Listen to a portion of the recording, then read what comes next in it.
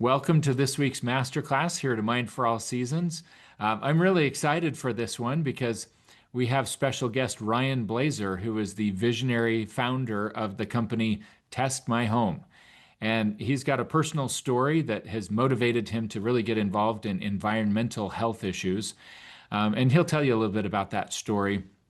But he is the guy that travels the country helping some of the top names in the healthcare world with their own homes. And if we were to go through the list of some of the people that Ryan has worked with personally, you'd be pretty amazed. But more important is that he's one of the kindest, most approachable people that you could ever hope to talk to about something like this. And he's got some great material prepared to share. He's also a member of A Mind for All Seasons himself, so he really cares about his own brain health, and he's doing the work and really trying to have optimal health in his own life. So I love that, and I'm so grateful that I get to call him a friend personally, and I'm excited that he would take some time to come and present and tell us about environmental health and some of the key areas that we need to focus on, whether we're running a larger commercial building or an assisted living or a skilled nursing facility like some of our members are, or we're just worried about our own environmental health. I think there's a lot that we're going to get out of this. So, with that preface, Ryan, I know you've got some slides to share and you've got some personal experience even to maybe set the stage with, but I'm excited to hand it off to your capable hands. Yeah, you bet. Well, let me share my screen here. Start with that.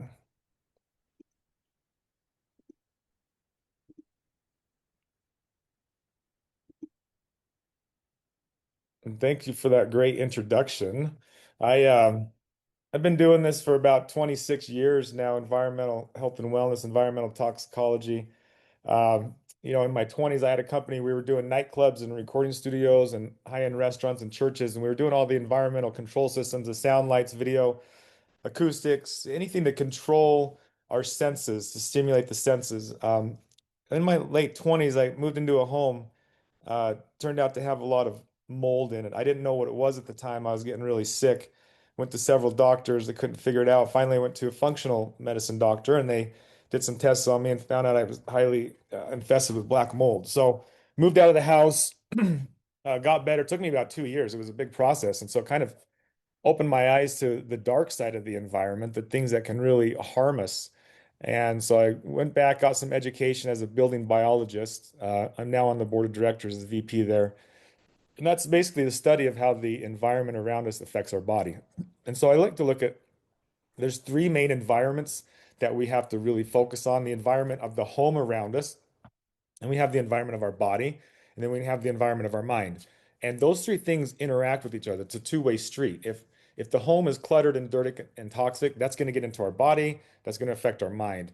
And same way, if we have a lot of anxiety and stress in the mind, it's going to manifest sickness in the body, and we're not going to be taking care of our environment. And so my specialty and where I focus on is the environment of the home. So that would be anything from our skin to the outside walls. And I like to look at the home as a second skin, as just an extension of our body. And when we think about it that way, as a biological living entity, then we start to treat it a little bit differently. And we're a lot more careful about what we bring into our environment.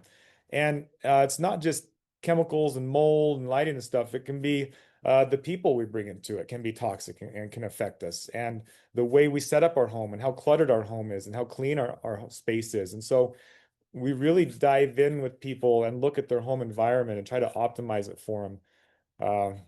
But there's six main pillars, and we're going to kind of go through those: mold, air quality, chemicals, water, EMF exposure, and lighting. Now, Dr. Joseph Allen just gave a presentation at the White House a year or so ago, and he said the person that controls the building environment actually has more impact on your health than your doctor. I truly believe that. I've heard of sick building syndrome. It's where the building itself is sick, either through poor ventilation or mold or chemical exposure, and that can affect our health big time. We spend almost 90% of our lives indoors, so it's really important to really look at the space around us. Probably the biggest thing that I see with people is mold. That's probably the one that affects people the most. And so if you have any of these things going on, you may have a mold problem. So if you live in a humid climate, if you've had any water leaks in your home, like a toilet overflowing or a hot water heater broke or a roof leak that was leaking through the one of the skylights or the window and you didn't notice it for a while. Or if you use a humidifier, run the humidifier too much, you can check your toilet tanks if you have a musty smell or damp smell in your home, or if people just don't feel well in the home. Maybe you go on vacation and you feel great, you go to work, you feel great, and you come home and you just get these symptoms that you can't explain. These are all signs that you potentially could have a mold problem. So what do you do if you find mold? This is always the biggest question. Um, you always want to get fresh air into the house, run air filters, get the house aired out. Don't want to use bleach on it. Bleach just bleaches it out. It doesn't kill it, doesn't make it go away. In fact, sometimes it can even feed it more.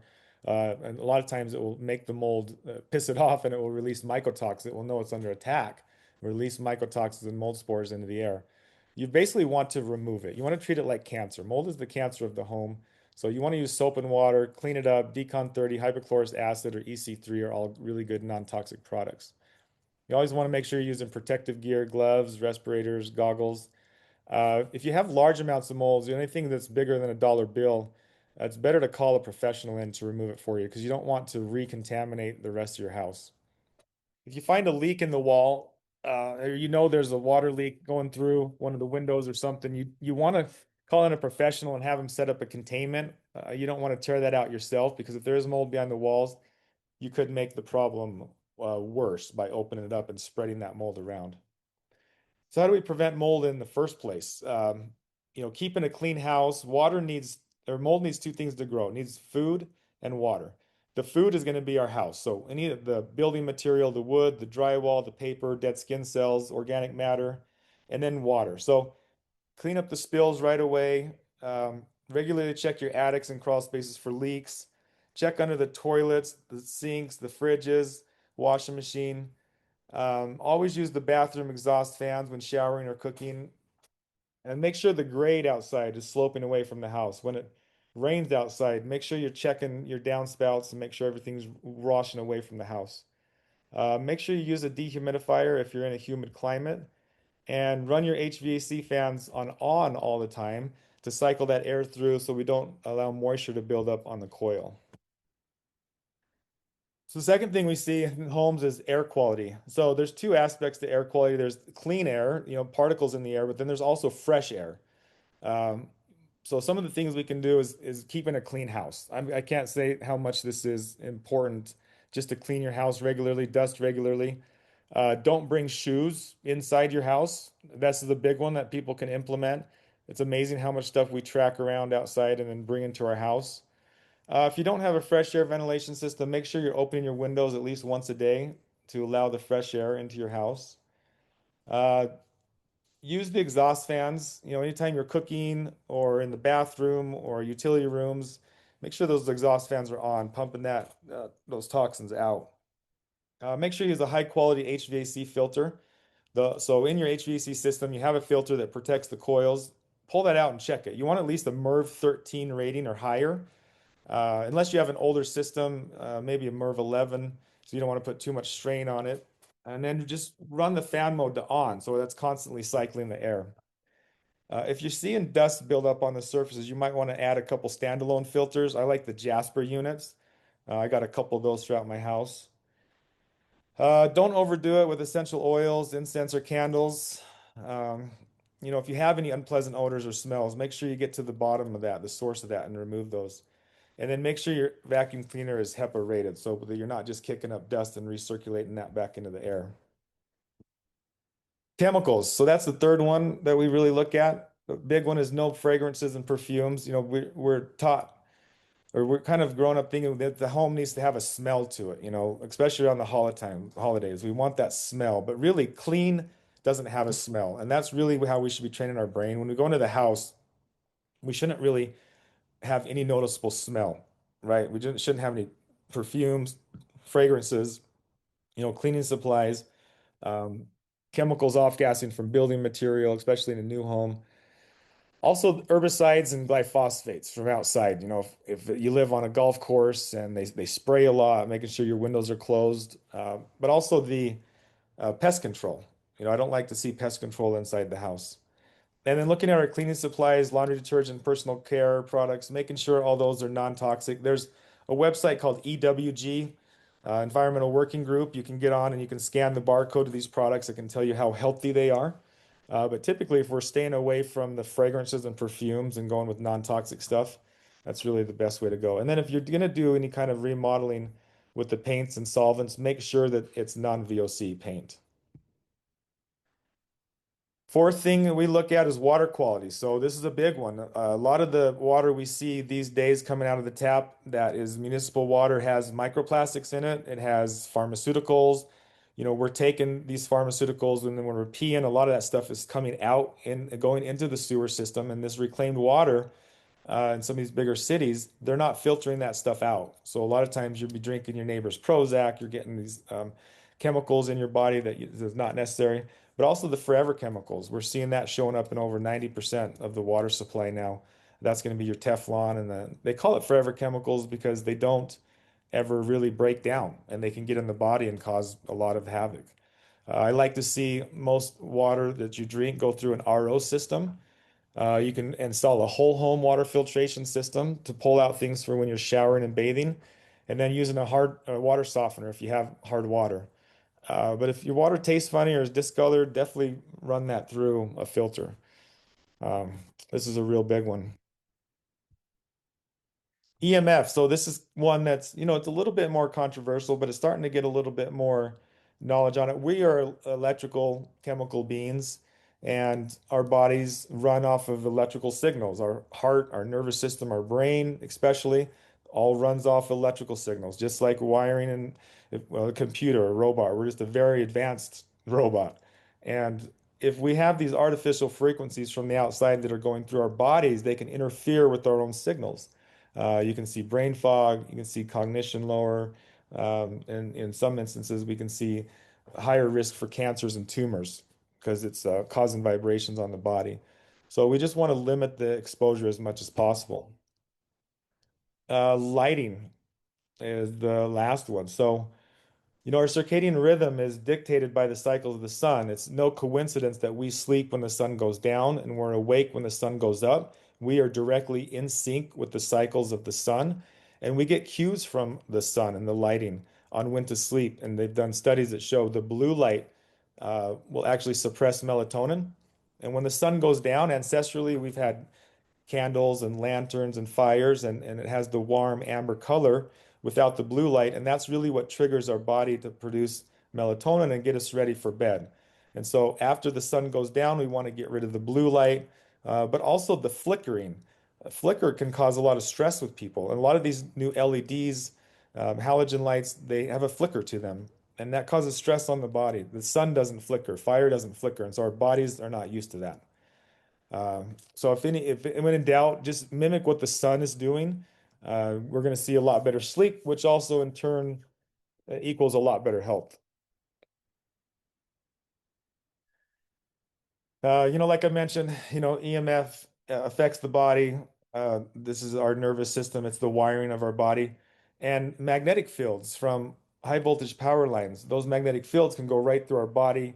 They can interact with our nervous system and cause microcurrents. They can also cause vibrations in the heavy metals in our blood, the iron that's in our blood, and that can cause inflammation in the body.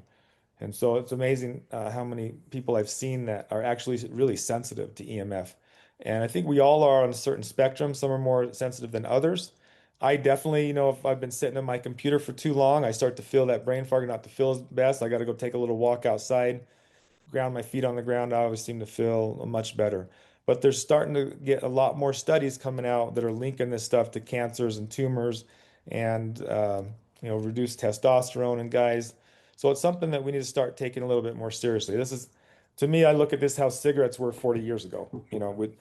They kind of knew it was bad, but the evidence wasn't enough. And now we know for sure it's bad. I feel like that's kind of where EMFs are going. So just be ahead of the curve on this and reduce exposure as much as possible. Sources of EMF, there's really three main sources. Outside sources are going to be cell towers, 5G, radio stations, satellites, high voltage power lines. And then we have inside the building, we're going to have Wi-Fi, baby monitors, cameras, smart TVs, speakers, appliance, basically anything that's wireless that sends data is going to be sending a Wi-Fi or a Bluetooth signal through the air. And then things that are on the body.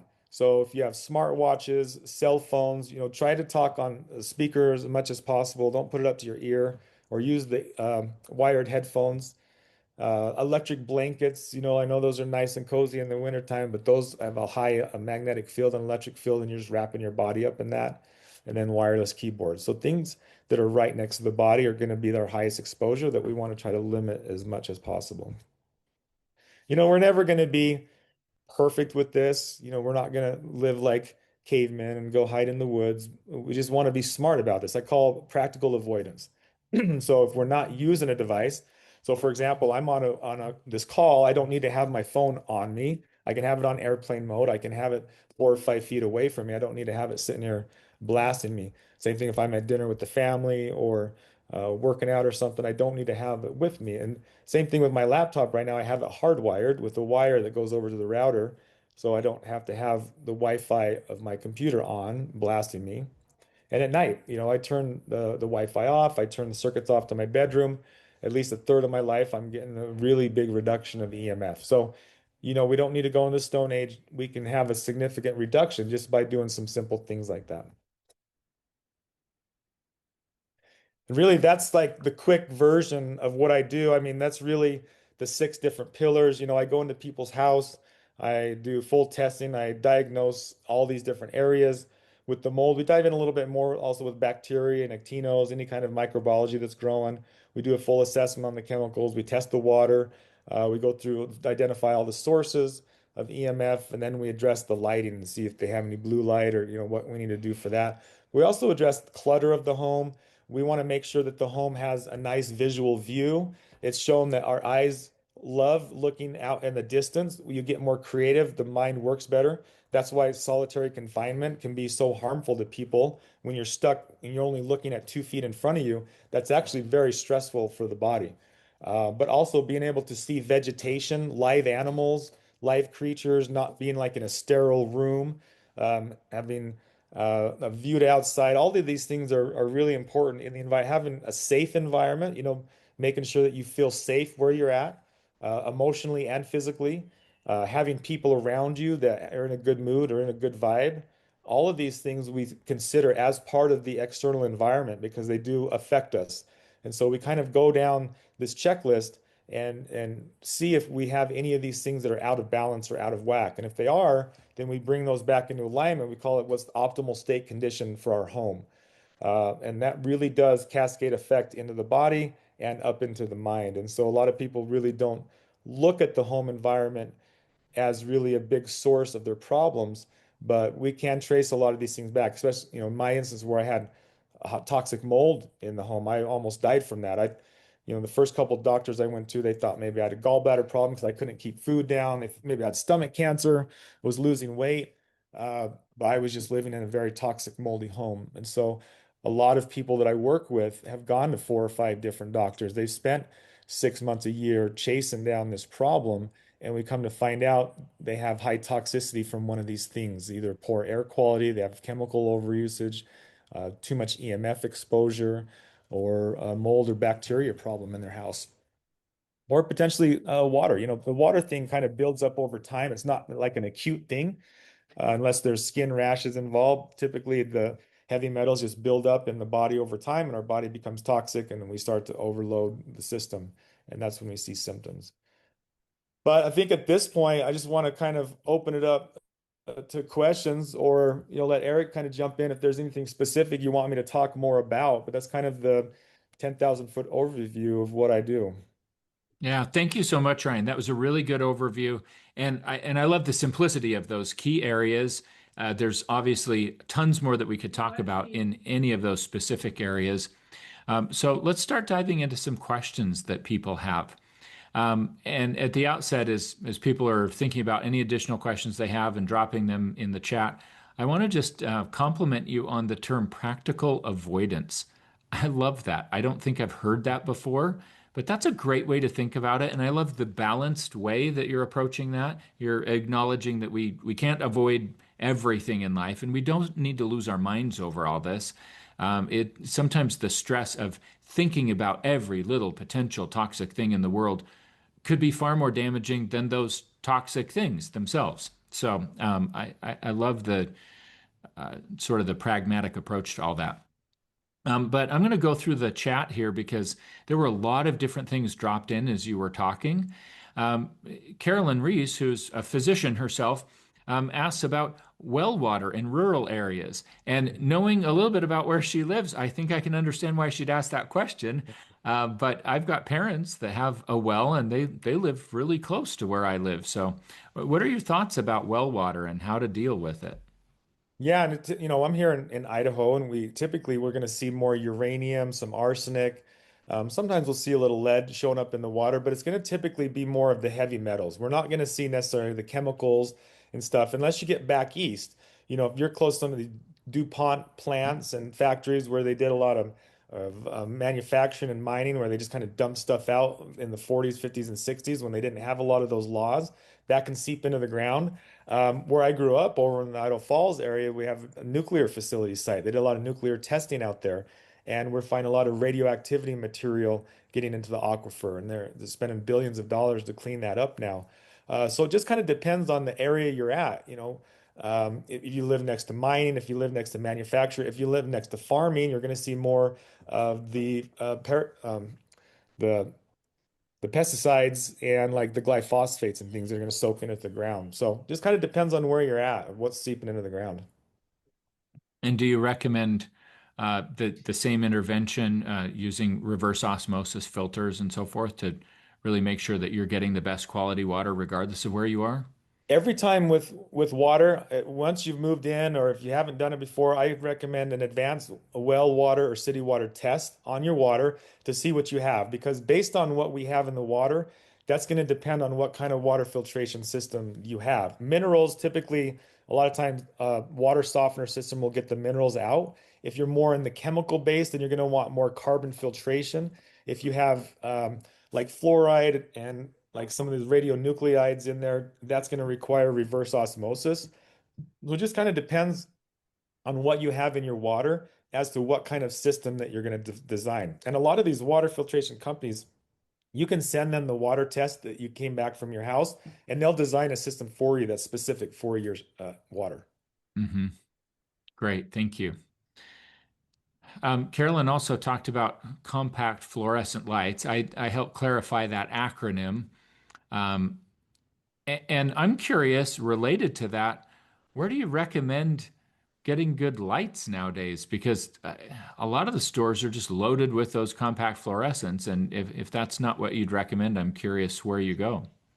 Yeah, and the compact fluorescent lights actually has vapor mercury inside of those. So if you're taking those out and you hear a little crack or it breaks, you just release vapor mercury into your house. And if you're right there, you could have breathed that in and get some exposure. So I don't recommend even bringing those in your house. If you have them, make sure you unscrew them from the base and don't grab the actual glass because those can break.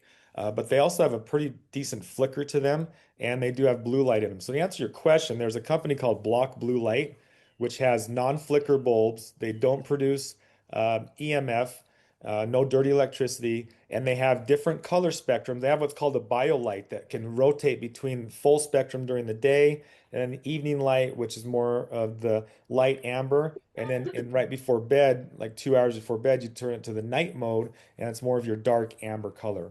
That's what I would recommend, and then just switch out your bulbs, or just make sure you have some lamps for evening time. So, like at my house, I use the overhead can lights during the day, and then in the evening time, I have more of the amber colored lights that I kick on, more of the mood lighting, the lower intensity. Also, eye level too. So, um, the level of the light coming in, when it's coming overhead, that's signifying that the sun is overhead. And when it's just at eye level, that's more ancestral, like fires and candles and lanterns, like what our eyes are used to. Hmm. Yeah, great insight. And I'll just share that a few years ago, I was at the American Healthcare Association National Conference back in Washington, D.C. as a speaker. And as I was networking there and getting to know some people, I met a skilled nursing administrator from Maine. And he shared with me that they had retrofitted their entire skilled nursing facility with variable lighting so that they could try to mimic those spectrum changes throughout the day. And he went on and on about how much that helped their residents get better sleep, how many fewer behavior problems they had in that community. They literally only changed the lighting. And he had all kinds of examples of things that had changed in his residence. I thought it was pretty remarkable. Oh yeah, it's crazy. There's a documentary by John Ott, The Power of Light or something. And this guy worked for Disney, and they did all these studies with fluorescent lights and on students and everything, and it was crazy to see. And this was back in the 60s. I mean, they had this stuff figured out. Lighting makes a huge difference. People Mhm. really underestimate lighting. Yeah, good point. And it sounds like you've been working with lighting your entire career. That was one of the early things that you started with. So, Yes. and having been to your home, I can vouch for how amazing the lighting is in your house. It's truly just a beautiful environment. Um, Randy asks, do you have a strong opinion about grounding, like using grounding sheets or a grounding pad on the bed? And I'm interested to get your thoughts on this, and I'll share why in a minute. But love to Yeah. hear what you think. Yeah, and really, I want to change that term to earthing is really the correct terminology that we want to use. I'm an electrical engineer by trade and background, and grounding is a term that we use in the electrical power system of the home that's tied into the main panel of the neutral bus bar, and all of the circuitry goes through and has a ground rod into the ground, and then a grounding plug, and so that if any signal's short or if there's any electrical problems all that gets dumped onto the ground and it's more of a protection system. The problem with plugging into that ground system of your electrical wiring is that it has a lot of line interference on it. It has what we call dirty electricity. And so if you have a grounding mat or an earthing mat and you plug that into your ground of your electrical system, now you're just connected yourself with the electrical grid of your home and you're going to be putting that dirty electricity or those frequencies onto your body. And so the correct way to do that is to run a ground rod into the earth. And that's why I like to call it earthing, because the studies and everything that we've shown is when we physically directly connect our body to earth, either in water or standing out on the grass or soaking in hot springs, we neutralize our ions with the earth. And there's a ton of studies on this. It reduces inflammation, is very, very beneficial for the body. And if we want to do that in the home, that's great. Just make sure that you are physically connecting to earth and not your grounding system. Because I've had clients that do that and they're like, well, I don't feel any difference. In fact, sometimes I feel worse, a little slight tingling. And that's because you have dirty electricity on your grounding system of your electrical grid. And now you're physically connecting your body to that. So that's kind of the caveat to that. Earthing, very good. Grounding to your electrical system, not as good. So there's a distinct difference there. Hmm, interesting. So, if somebody wanted to do that and they wanted to drive that rod into the earth and connect it, but they have no idea where to start with that, who could they talk to? Who can help with something like that? Or Yeah. is there some kind of tutorial that truly is a DIY sort of solution? Yeah, I would just call your electrician and say, install me a ground rod. Make sure it's 50 feet away from the ground rod of the electrical system. And Hmm. then you just drill a little hole through the wall and run that wire through. And then you can even mount a little plate on the wall and designate it, with some markings to make sure you know that, okay, this is an isolated ground that's only going to outside or an isolated earthing system. And then you can plug your sheets and stuff into that. Now, another caveat to this too that makes it a little more challenging is you want to make sure that you turn the circuits off to the bedroom when you're connected to this, because now you are making yourself like a lightning rod, and the electric fields that are coming off of the wiring from your room can radiate up to 6 to 8 feet. So if I'm laying in bed and I'm connected to the grounding sheets and that's connected out to earth through a rod, those electric fields that are emanating from the wall now look at me and say, oh, here's a path back to earth, and you can actually induce currents through your body. So, unless you're willing to take all those steps, I wouldn't really recommend earthing sheets. I don't use them. Um, I get enough grounding outside. I'm outside with my shoes, talking on the phone, walking around barefoot all the time, and so I feel like I'm getting enough grounding then. But if you truly want to, earth to outside and turn the circuits off. That's really the best way you're going to get that benefit. Mm. That sounds like the kind of nuanced answer that only an electrical engineer could give. So thank you for that, Ryan. Yeah. I'll share one of the reasons why I'm so curious about it. So my mom developed rheumatoid arthritis years ago, and it developed as the result of a dental issue. And within 7 days of a botched dental procedure, she had RA, which is a pretty common pathway. And it got so bad so fast that she couldn't even get out of bed in the morning. My dad was getting her up and helping to carry her around. Her joints swelled up like crazy. And she tried all sorts of different things. And this was even before I'd ever met Randy, before A Mind for All Seasons was the thing. But she had someone talk to her about earthing. And she discussed it with my dad, who's kind of an amateur electrician. He grew up on a farm and they had to fix all kinds of stuff. And he said, you know what, let's test drive this. So we got some wire mesh horse fencing, wrapped the bed with it, created a plug, and he connected it to the ground in the electrical system. And they must not have really dirty electricity because she literally woke up the next day and she could move. She got up, she went out for a walk with her friends. And after 3 days of that, she said, this is too good to be true. This has to be placebo effect or something. So they disconnected it and she couldn't get out of bed the next day. So she's been doing that for years. And recently, she started having this massive flare up in her rheumatoid arthritis for no good reason. Like her knee swelled up to be the size of a softball. It was crazy. And she couldn't figure it out. Her rheumatologist couldn't figure it out. And finally, after a few days of this, she said, I wonder if something's wrong with my connection to the ground. And my dad looked at it, and sure enough, a wire had worn loose with the plug. And so he fixed it. And the next day, she was fine. Like the swelling came down. It was crazy. And I still can't fully explain the science behind how that works. Uh, but I know that for her, it has made a difference. So there's something to it.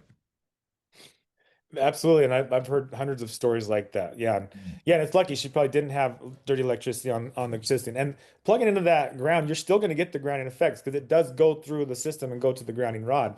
Uh, so that's I love those kind of stories. Yeah, and I hear those all the Mhm. time. Yeah, that's really another big one that people aren't doing. Mm. Well, maybe there are even better potential results with the technique that you talked about, since that's a real clean connection to the ground. Yeah. Randy has an interesting question here. Are there phenotypes, in your opinion, that tend to be mold responders? Like, um, could it be people with autoimmunity or people that have allergies or asthma? Or any thoughts on a phenotype for someone who's especially primed to respond to mold? Yeah, there's a DNA snippet that a gene that you can have that you don't detox mold. So there's people, it's the HLA-DR gene.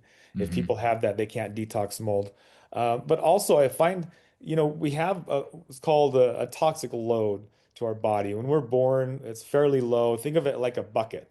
And when we're detoxing, it's like the spigot on the bottom. We're letting the toxins out, but we're filling the toxins in from the top. And that can be from eating poor food, that can be breathing in toxic chemicals, that can be getting shot with, things that have harmful things in it. And then all of these things kind of fill up our toxic load. And as long as we're detoxing faster than we're filling up, that never overflows. But once our toxic load overflows, then we can start to see symptoms. And so I'll see people that maybe work in an environment where they're exposed. Let's say they work in a salon and they're exposed to chemicals a lot more. Now that person's going to be a lot more sensitive to mold because their toxic load is already really high. So it's not going to take as much mold for them to kind of spill over and get symptoms. People that are sensitive to EMF can also be much more sensitive to mold. Their body is already sensitive. And when we get in these environmental issues that show up, the body kind of, the limbic system is already kind of trained to give off these symptoms. And that's kind of like the check engine light coming on. So when we start to see these symptoms, that's the check engine, that's our body giving us a warning that, hey, there's something going on that we need to deal with. Now, someone that maybe is a lot more active or they sweat a lot more, they detox a lot more, that person can tolerate a lot more mold or chemical or EMF exposure because the body is able to withstand that a lot more. I want to add two things. Can I just add some comments about that, Yeah. Eric and Ryan? Um, the first comment is that I really appreciate that response because I've tried to figure out sometimes going through the mold testing is a very complex approach. So, for example, you talked about HLA-DRDQ testing that was popularized and brought to the stratosphere by Richie Shoemaker. And that testing includes, chromosome testing on six and then all of the cytokines. So things like TGF beta 1 and MMP9, complement C4a. There's just a whole bunch of cytokine tests that are associated with that. Many years ago, I did a lot of that testing, and I found that sometimes individuals who had an illness would do that complement testing, and it wasn't that remarkable. And others were very remarkable. So I'd always try to figure out when I'm interviewing a patient, which patient would clue me in by description or by phenotype that they're likely going to have those challenges. And so that's where that question comes from. I had a school teacher at one of the local elementary schools. The elementary school's on a hill. So the hill's like this, and the school is butts up against this hill. And the interesting thing is that on the hillside of the elementary school, the windows are at ground level. Mm. And on the non-hill side, the windows are like 6 feet above the ground. That shows you how they dug into this hill. And her classroom was against that hill, and I was absolutely convinced she had mold toxicity. And I went through the complement of testing, and we did a lot of the kind of individual detox from that mold. And then the interesting thing about her is that she got a little bit better, not significantly better. And I always attributed it to the fact that she didn't change her job. She stayed in the same classroom. She's in the same environment. If you want to get better from mold, we gotta remediate the environment first. This young lady had breast implants. And as a part of my workup, I said to her, I wonder if part of your illness is breast implant illness. And I was the first person to suggest that to her. And all you got to do is introduce an individual to a potential, and then they do the work themselves.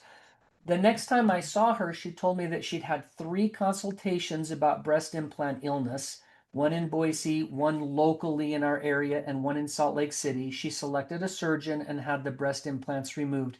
And nearly all of her symptoms got significantly better. She still works in that elementary school that I'm convinced is moldy as the day is long. But she got better from her symptoms. And so it made me realize that that was a component of immune system activation, even though we probably didn't completely eliminate the mold from her system because she still works in that environment. So part of what my experience has been in those phenotypes is sometimes I'll get individuals who will tell me, I'm sensitive to every prescription medicine. I can't hardly take supplements. I'm allergic to dyes. They'll go on and they have multiple chemical sensitivities. These are kind of dead giveaways to me that these individuals are so exquisitely sensitive to the environments in which they live that you almost have to do this housekeeping inventory from inside the skin, like Ryan's talking about, and then from the skin outside. And so I was just curious a little bit about your experience with that. So thanks for your response. Yeah, no, you're spot on with that. It sounds like that gal, her toxic bucket was overflowing and she couldn't Totally. really take anything in her body anymore. Yeah, we see that a Um, lot. Ryan, do you have a strong opinion about the different types of testing? So this is a two-part question. The first question is, you did HLA-DRDQ testing and probably the Ritchie Shoemaker workup, and there are other tests where people look at urine mycotoxins that are excreted through the bladder. And as I visit with other functional medicine practitioners, I come across really strong opinions. Some people say, don't do the urine mycotoxin testing. You got to do HLA DRDQ cytokine testing. Now they're like, I look at the spectrum. Do you have a strong opinion or some personal experience with either one of those? Yeah, it was just we're getting different data from different things. The HLA-DR is telling us about the gene and how well we can detox. The mycotoxin urine analysis is going to tell us, do we have this in our system? Is it showing up in our blood? And that can come from past events, that can come from food that we're eating, or that can come from a current exposure. And I've also found that those tests aren't always 100% accurate. I use those as a reference. I don't take those as Bible law. Um, doctor, and I take that as just some useful information that we can add to the mix. You can also do an organic acid test, which is going to tell us, if we have something in the body that's affecting us microbiology wise. And so all of these things are just more data we have. It's kind of like when we're doing mold testing. Air samples will tell us what's in the air right now, but it's not going to give us historical viewpoint. It's not going to tell us what's behind the wall. Dust sample or ERMI samples are going to tell us what's been in the home, what's in the dust, the mold load buildup of the home. We can do surface samples, which is identify what is that fuzzy thing that we're seeing right there. We can do cavity samples, which tell us what's going on in the wall itself. We can do disturbed sampling, which we tap on the carpet or fabric or a couch, and that disturbs mold spores, and then we can capture that with an air sample.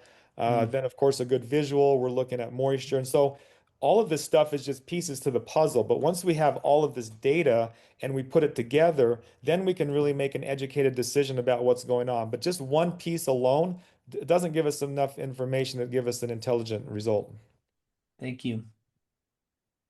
I really like that response, Ryan, because it's very similar to what Randy and our team are trying to do when it comes to brain health overall. If you look too narrowly at something, you might think that you're seeing the culprit to all of your symptoms and the key to making improvements that you want to make. But really, it matters to get a broader view of things and to understand the big picture of what's happening. So I love that you have that approach in homes. And this discussion kind of ties into a question that Randy had dropped in the chat earlier, which is, can you talk about some of the home mold testing, like Petri dishes or mail-in kits? You talked about different types of testing that presumably when you go in the home and you're hired to go in and look at things personally, that you've got all sorts of tools in the toolbox. But what about ways that people could start testing things themselves? What can you tell us more about what's available there? Yeah, so we have a dust analysis on our website that we sell, and we send you out a swab. And I tell you, swab the air filter. So make sure it's nice and dirty, 3 months worth of usage. And that's going to tell us what's been floating around in your air that's getting caught in the air filter. So it kind of tests the air now and historically. And we can look at that under a microscope and see if we have mold spores that are showing up. And if we do, are they water damage type molds? Are they mycotoxin producing? And are they higher than normal, what we'd normally see? And so that's really a good first step is a dust analysis. You can also do the ERMI. The ERMI is going to come back high positive a lot of times, almost always positive. And so sometimes that can scare people a little bit. And so we need a little bit more context behind that. But really, that's the first step is analyze the dust of your home. And And do when you we have say mold on spores the showing up? filter, you're talking about the intake on your furnace? Yes, correct. Yep. Because that's going to tell us what's actually in the air that's cycling through and it's going to get caught in the filter. So if there's mold spores and mold parts there, then we can say, okay, we have a source in the house. Now we don't know where the source is. That's step two, is to identify what the source of the mold is. Because mold is like, if you zoom down and look at it microscopically, it's like a forest, right? And there's trees. And the trees outside right now, the leaves are all just falled off. They're on the ground. If I were to go out with a net in the air and try to capture leaves, I'm not going to find anything in the air because they've already fallen down and they're on the ground. And there could be a tree across the street and the wind blows over and it blows leaves onto my property. The mold source is over there, but the contamination is here because the mold spores have traveled through the air. And so when they get out off of the mold and they're traveling in the air, we breathe that in. That's what makes us sick. But that's also kind of what we want to analyze. And so that's why we check the filter because as the air filters through, they get caught in the filter. And that's what we can really give us a good determination of if there's a source in the house. Hmm. I love that analogy. That makes so much sense. It's a great visual. Um, Can you speaking of, put your website in the chat, Ryan, so that if someone wants to buy that test, we could just click on the link to your website and um, order that? Absolutely. Thank you. Yeah, and I did want to add something too, kind of an earlier thought is when someone is sick and they're not feeling good, a lot of times people are looking for one thing. They're like, what's the one thing? Is it a virus? Is it a defect in the body? Bacteria? Is it mold in the house? And I find it's a lot of times a combination of things. It's never just one thing. There may be one thing that's Mhm. sticking out, But a lot of times it's a lot of things combined. Maybe you're using too much chemicals in your home. You don't have really fresh air coming in. You may have a little bit of a mold problem and you're overusing technology. But then you go into the body and maybe there's EB virus that's a little bit higher. Maybe you're dealing with some parasites that are inflaming the body. And then we go to the mind, and maybe you're dealing on with some childhood trauma, or you're dealing with some guilt or some shame or something in the body. And when you put all those things together, you're going to have an individual that's not feeling well. But maybe every single one of those individually may not really stand out enough. But when you look at the bigger picture and you say, oh, wow, you have 10 things at lower level, when you put those together, that makes a really significant difference in your overall health and wellness. Yeah, makes perfect sense. It's kind of like the holes in the boat or holes in the roof analogy that we've often used here to Mind for All Seasons. Um, Speaking of things that you see if you look out the window, you were talking about trees earlier, Ryan. Dr. Reese talks about something that she sees when she looks out the window, and that's called a high voltage power line. What on earth do you recommend that people do when they've got high voltage lines nearby? I This is actually a question that comes up quite a bit, and I'm eager to get your impressions about it. Yeah, so if you're within, you know, 300 feet, but at a minimum 100 feet, 200 feet from one of these high voltage power lines, unfortunately, there's not a whole lot you can do. And that's one of the rare instances where I would recommend starting to look for another place to live because long term, and this is one area where we do have studies that are showing tumors and brain cancers because of the people that work on the high voltage lines, the linemen and that. They've done studies all the way back in the 60s of what's the effect on that. And they know for sure that people that work on these the linemen, that they have a higher risk for brain tumors. In fact, that's built into their pay, it's built into their job, so that if they do develop that, their family gets a payout. And so that's kind of a risk hazard that they know about. And so knowing that information, if we live near one of those, if you don't really want to develop tumor or cancer down the road, I mean, it's pretty much like you might as well be smoking cigarettes at this point, you know, and so it's something that you really kind of want to avoid. So yeah, I'd say 100 foot, no less than that. But really, if we can stay a football field away from these, you're doing yourself and your family a big service by moving. Unfortunately, that's the answer. That's a hard thing on a lot of different levels. Even from a real estate value level, that's a very difficult thing. It is, yeah. And so that's another thing, you know, make sure and people are becoming more and more aware of it. And I have had people that have trouble selling their house because of that, because people that know, they know, and they're not, they don't want to buy that house. Hmm. Yeah. Well, thank you for an honest answer.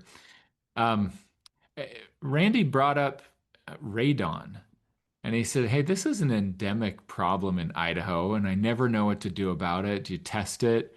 Is it linked to chronic illness? Do you treat it? Do you have thoughts about radon?"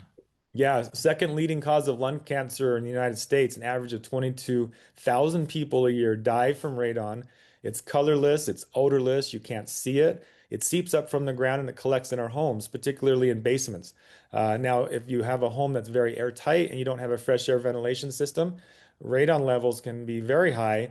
And if it's over 4 picocuries per cubic meter, that's the same as smoking a pack of cigarettes a day from the radiation that you're going to receive from that. And so it's one of those deals where you just wake up one day and you have lung cancer and you've never smoked a pack of cigarettes in your life. That's very unfortunate. It was because of radon. And so a simple radon mitigation system can be installed anywhere from $2,000 to $6,000, depending on the size of your home. And you can mitigate this radon gas out of your home. How do you test for it? There's a company called Air Things that sells a radon detector. Actually, the Wave Plus tests for radon, VOC, which is chemical. It tests for humidity. It tests for carbon dioxide, which is a fresh air indicator. It's like $200, and you just it's a little white puck, and you set that in your house, and you can move it from room to room, and it's a little Bluetooth app on your phone, and you can see what the levels are and just kind of monitor it. Mm. So you said it was called Wave Plus, and it's from Air Things. Yep, Air Things, and it's called Wave Plus. Okay, Yep. I just dropped that in the chat for everybody. But yeah, thank you. That's so helpful to know. Yeah, and it's I just more wanted to. data, it's just kind of like when we drive our car, we have the temperature and the speed and the RPM and everything. Why not monitor our house? I was going to go back to the last statement that you made about power lines. Eric and I did some consulting for a large assisted living center in one of the states here in this country, and I'm not going to disclose where it was in a recorded video, but we would get out of the car, and the moment you get out of the car, you could hear bzzz. And every time I would look up, and there was a huge power line that was just mounted within about 50 feet of the building. You look up, and there's just lines going everywhere. And during this time, I didn't know very much about EMF or electrical activity, but every time I thought, oh my goodness, that is an enormous power line. It is close enough that you could just hear the hum of the electricity going through that thing. And every time that stuck in my mind, I thought, God, that is a fascinating location for that building right next to that just enormous power line. So whatever. I know Yeah. exactly what you're talking about, and even the way that that area was named is pretty interesting based on It's what you're true. saying. So true. Oh Yep. man. Yeah. It's a big problem. There are a lot of homes affected by that and businesses too. Yeah. Carolyn asks, can you measure EMF in your house? Yeah, so on our website too, we sell, if you go to DIY kits, we sell a kit that comes with an EMF meter that measures electric, radio frequency, and magnetic, along with some worksheets and then some videos to show you how to go through your home and test. So you test with the power off to get your baseline, and you turn the power on and go through and measure, and then you go identify your sources. But if you just want to get it on your own, it's tri-field meter. You can get that off Amazon for 180 bucks, or you can get the kit from us that comes with the worksheets and the training videos and everything. But yeah, you absolutely can measure. Nice. Thank you. Do you have a favorite grounding cell phone case?